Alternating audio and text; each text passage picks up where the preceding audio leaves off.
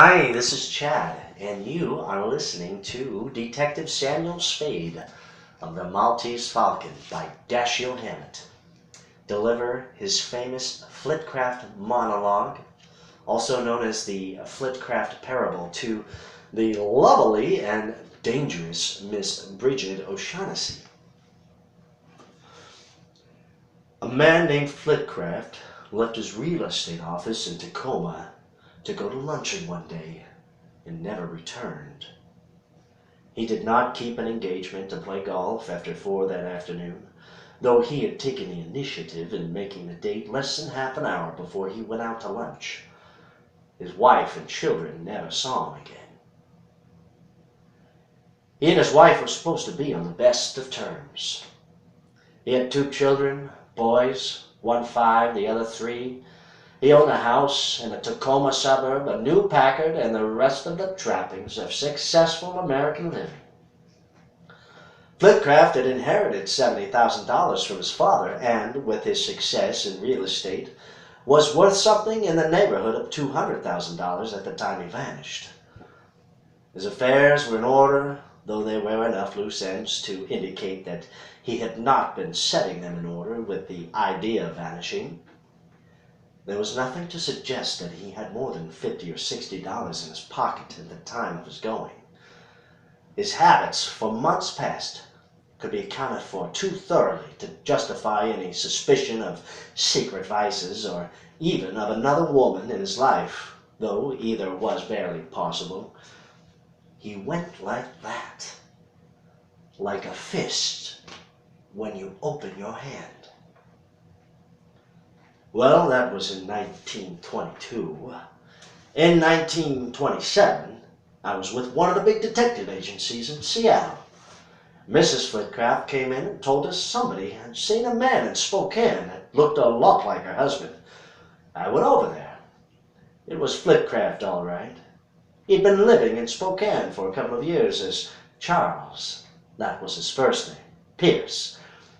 He had an automobile business that was netting him $20,000 or $25,000 a year, a wife, a baby son, owned his home in a Spokane suburb, and usually got away to play golf after 4 in the afternoon during the season. Well, I wasn't sure what to do when I found him. We talked in my hotel. Flitcraft had no feeling of guilt. He had left his first family well provided for, and what he had done seemed to him perfectly reasonable. He was afraid I wouldn't understand, but I got it all right. Mrs. Flitcraft never did, though. She thought it was silly. Maybe it was. Anyway, it came out all right. She didn't want any scandal, and after the trick he played on her, but the way she looked at it, she didn't want him. So they were divorced on the quiet, and everything was swell all around. But here's what happened to him. Going to lunch, he passed an office building that was under construction. A beam or something fell 8 or 10 stories down and smacked the sidewalk alongside him. It brushed pretty close to him, but didn't touch him, though a piece of the sidewalk was chipped off and flew up and hit his cheek. It only took a piece of skin off, but he still had the scar when I saw him. He rubbed it with his finger, well, affectionately, when he told me about it. He was scared stiff, of course, he said, but he was more shocked than really frightened. He felt like somebody had taken the lid off life and let him look at the works. Flitcraft had been a good citizen, a good husband and father, not by any outer compulsion, but simply because he was a man who was most comfortable in step with his surroundings. He had been raised that way. The people he knew were like that. The life he knew was a clean, orderly, sane, responsible affair. Now a falling beam had shown him that life was fundamentally none of those things. He, the good citizen, husband, father, could be wiped out between office and restaurant by the accident of a falling beam. He knew then that men died at haphazard like that and lived only while blind chance spared them. It was not primarily the injustice of it that disturbed him. He accepted that after the first shock. What disturbed him was the discovery that insensibly ordering his affairs He had got out of step and not into step with life.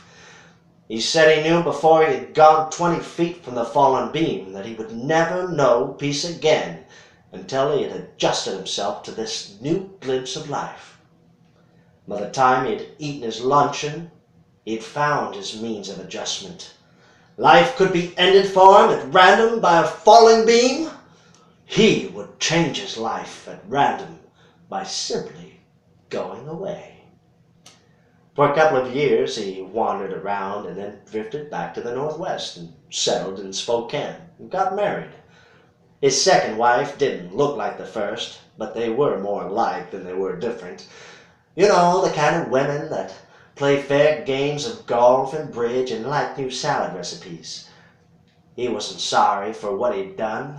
It seemed reasonable enough to him. I don't think he even knew he had settled back naturally into the same groove he had jumped out of in Tacoma. But that's the part of it I always liked. He adjusted himself to beams falling, and then no more of them fell, and he adjusted himself to them not falling.